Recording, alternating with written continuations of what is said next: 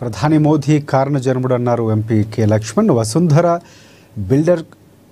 వసుంధర బిల్డక్స్ ఆధ్వర్యంలో రాగం రచించినటువంటి సిద్ధేశ్వర స్వామీజీ జీవిత చరిత్ర యోగస్థ తెలుగు అనువాద పుస్తకాన్ని ఆవిష్కరించారు.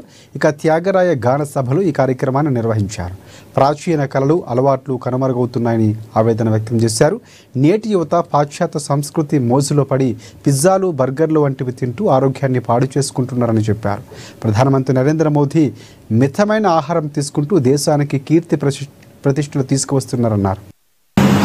ఉత్తేజంగా వారి ముఖ కౌలికలు చూసినట్టయితే వాళ్ళలో ఉన్నట్టు తేజస్సు స్పష్టంగా కనబడుతుంది. వాళ్ళు 75 సంవత్సరాల వయసులో ఏ రకమైనటువంటి వ్యాపకాలు లేకుండా మితమైన ఆహారంతో ఇవాళ ప్రపంచానికే ఒక కీర్తి ప్రతిష్టలు తీసుకొచ్చేటువంటి వ్యక్తిగా ఇవాళ వారు ఉన్నారంటే దాని వెనుకాల ఉన్న రహస్యం ఇదే. నిజంగా మేము రియల్ ఎస్టేట్ అండ్ కన్స్ట్రక్షన్ లో ఉన్నాము లాస్ట్ 36 years నుంచి.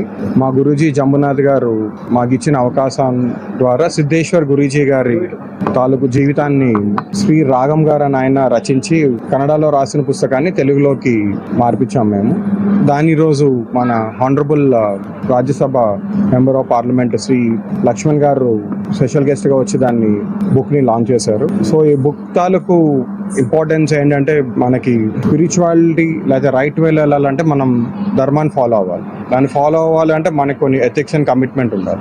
దాన్ని మనం ఎలాగా అచీవ్